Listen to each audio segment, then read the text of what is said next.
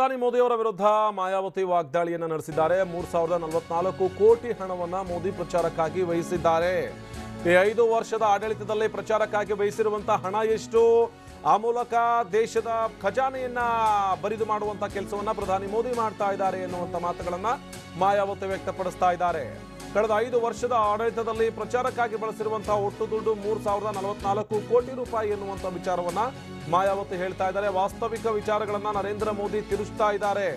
ಮೋದಿ ವಿರುದ್ಧ ಬಿಎಸ್ಪಿ ಮುಖ್ಯಸ್ಥೆ ಮಾಯಾವತಿ ವಾಗ್ದಾಳಿಯನ್ನ ನಡೆಸಿದ್ದು 3044 ಕೋಟಿ ರೂಪಾಯಿಯನ್ನ ಖರ್ಚು ಮಾಡಿ ಸದ್ಯ ಪ್ರಚಾರ ಕಾರ್ಯವನ್ನ ಕೈಗೊಳ್ಳಲಾಗ್ತಾ ಇದೆ. ಪ್ರಚಾರಕ್ಕಾಗಿ ಇಷ್ಟೊಂದು ಮೊತ್ತದ ಹಣವನ್ನ ಅಲ್ಲಿ ಖರ್ಚು ಮಾಡಲಾಗಿದೆ ಅನ್ನುವಂಥ ವಿಚಾರವನ್ನ ಮಾಯಾವತಿ ಅವರು ಹೇಳ್ತಾ ಇದ್ದಾರೆ. ಅಷ್ಟೇ ಅಲ್ಲದೆ ಇರುವಂತಹ ವಿಚಾರಗಳನ್ನ ಬಿಟ್ಟು, ನೈಜವಾಗಿರುವಂತಹ ವಿಚಾರಗಳನ್ನ ಬಿಟ್ಟು ಅವುಗಳನ್ನ ಮರೆಮಾಚಿ ಮೋದಿಯವರು ಆಡಳಿತವನ್ನು ನಡೆಸ್ತಾ ಇದ್ದಾರೆ. ಇದು ಸರಿಯಲ್ಲ ಅನ್ನುವಂಥ ನಿಟ್ಟಿನಲ್ಲಿ ಬಿಎಸ್ಪಿ ಮುಖ್ಯಸ್ಥೆ ಮಾಯಾವತಿ ಇವತ್ತು ವಾಗ್ದಾಳಿಯನ್ನ ನಡೆಸಿದ್ರು.